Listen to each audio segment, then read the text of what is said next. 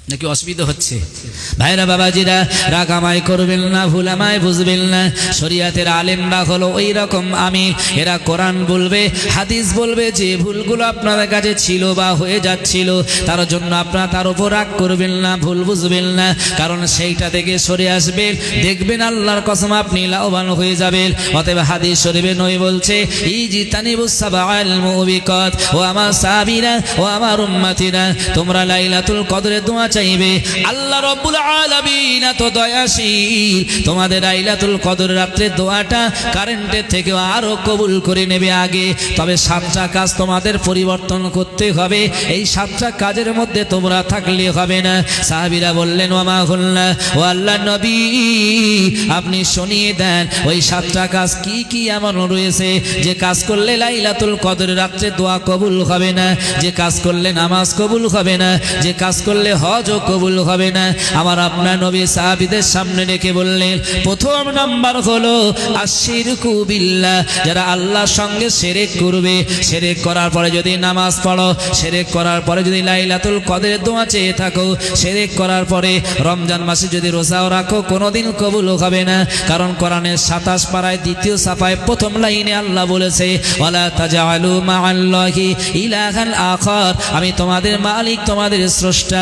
আল্লাহ কোরআনের 3 পারায় 2য় সাফায় বললেন, আল্লাহু ওয়ালিয়ুল্লাযীনা আমানু ইখরিজুহুম মিনাজ যুলুমাতি ইলান নূর, তোমরা যদি নূর পেতে চাও, জান্নাত পেতে চাও, তাহলে একজন আল্লাহ স্রষ্টাকে তোমরা মেনে নাও। কোরআনের 27 পারায় 2য় সাফায় সূরার শেষ লাইনে মহান আল্লাহ বলেছে, ইন্নাল্লাহা হুয়ার রাজ্জাকু যুল কুওয়াতিল মাতিন। ওরে বান্দা শোনো রে, আমি আল্লাহ রাব্বুল আলামিন তোমাদের তৈরি করেছি, সৃষ্টি করেছি, তারপরেও আমি আল্লাহ তোমাদের রুজির ব্যবস্থা করে